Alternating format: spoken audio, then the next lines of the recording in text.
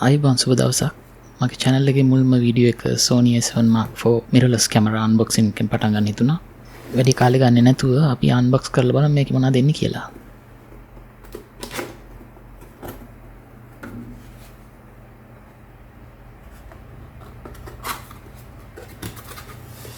මුලින්ම අපි කවුරුත් කියන්න නැති manuals and intro documents ටික තියෙනවා.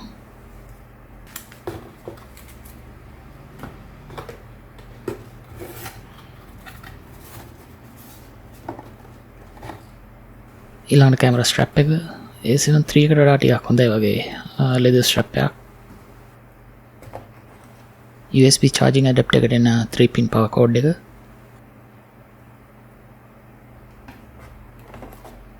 ඒකෙම 2 pin version එකක්.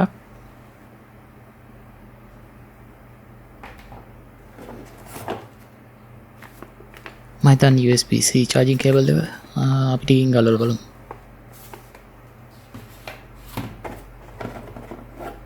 තව charging adapter එකට use කරන්න පුළුවන් 2 pin power cord එකක්. මේ පාර ප්ලාස්ටික් අඩු කරලා biodegradable covers දාලා තියෙනවා. හොඳ ප්‍රවණතාවයක්. USB charging adapter එක.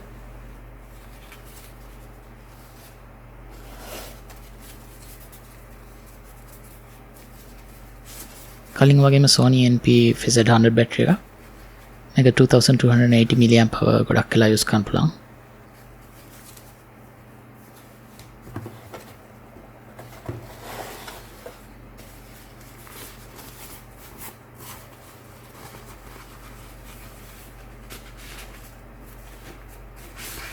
ඊළඟට අපිට වැදගත්ම Sony Alpha 7 Mark IV mirrorless photo and video hybrid camera එක.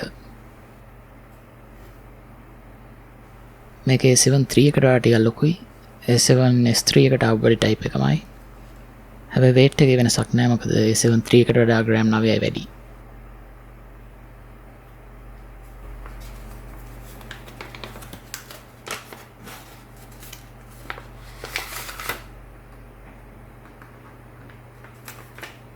මේ තියෙන box එකේ ආපු ඔක්කොම items ටික මම battery එක charge වෙන්න දාලා තියෙන්නේ. අපි ටිකකින් on කරලා බලමු.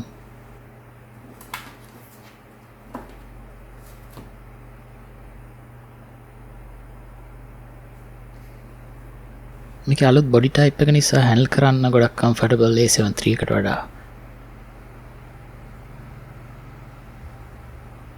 buttons උනත් ටිකක් එළියට ඇවිල්ලා tactile feedback එකක් තියෙනවා. ඒකම Sony lineup එකේ පළවෙනි පාරට lock කරන්න පුළුවන් custom dial එකක් තියෙනවා. අපිට කැමති feature එකක් ඒකට assign කරගන්න පුළුවන්.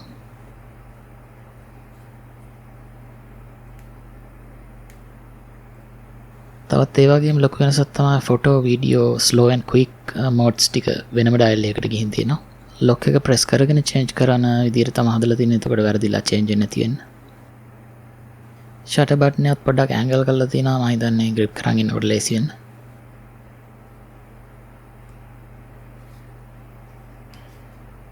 strap rings දෙකත් improve කරලා තියෙනවා හොලනකොට සද්ද එන්නේ නැති වෙන්න.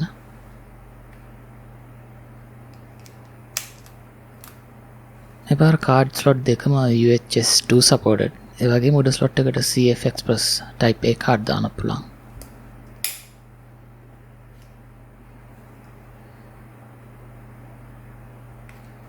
mic input එක පොඩි slot එකකට උඩම දාලා තියෙනවා. ඒකට screen එක block වෙන්නේ නැති වෙන්න.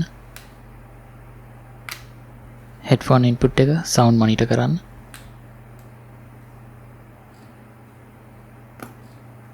full size HDMI port එකක් තියෙනවා external recording and monitoring වලට. USB 2 USB-C port දෙකම තියෙනවා. USB-C එක power delivery කරන්නත් පුළුවන්. ඔයාලට මේක webcam එකක් හැටියට පාවිච්චි කරන්න පුළුවන්. තව ලොකු වෙනසක් තමයි මේ පාරේ A7S III එකේ වගේ fully articulating screen එකක් තියෙන්නේ. flippy screen කියලාත් කියන සමහර අය.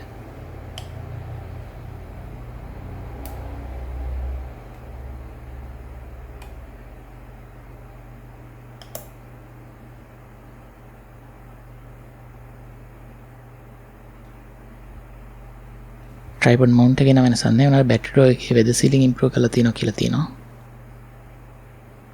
A7S III එකත් එක්ක release වුණ new menu system එක තියෙන්නේ.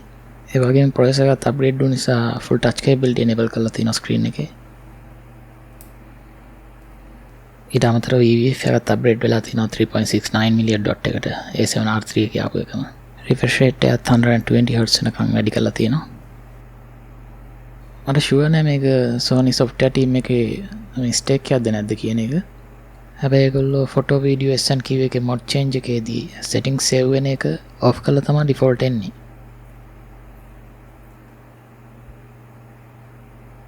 ඔයගලන්ට පේනවා ඉතින් මම shutter speed එක change කරන එක අනිත් mod එකටත් එහෙමම transfer වෙනවා.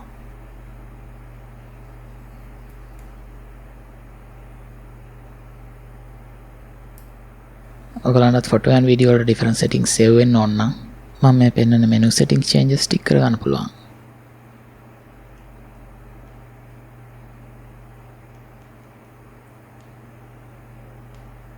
ඔයාලට වෙනම save වෙන්න ඕන changes ටික මෙහෙම select කරන්න.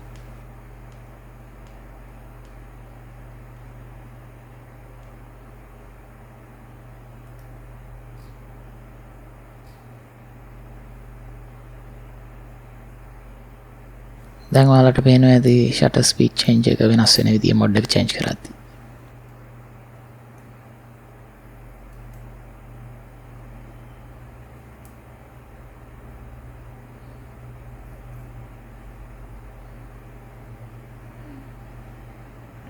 menu එකේ select කරන්න තිබුණේ ඒවට අමතර changes කරන්න ඕන නම් memory 1 2 3 වලට assign කරලා ඔයාලට ඒක change කරගන්න පුළුවන්.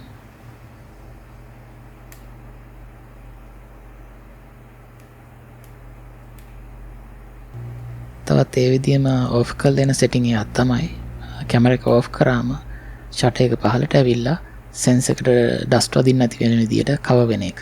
ඔයාලට පේනවා ඇති දැන් sensor එක open වෙලා තියෙන්නේ setting එක off නිසා.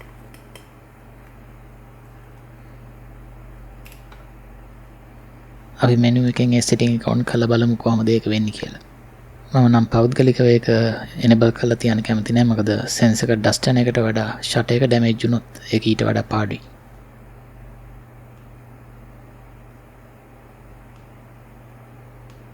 ඔයාලට පේනවා ඇති ඒක enable කරද්දී ඒගොල්ලෝ warning එකක් දෙනවා shutter එක අතින් අල්ලන්න යන්න එපයි කියලා.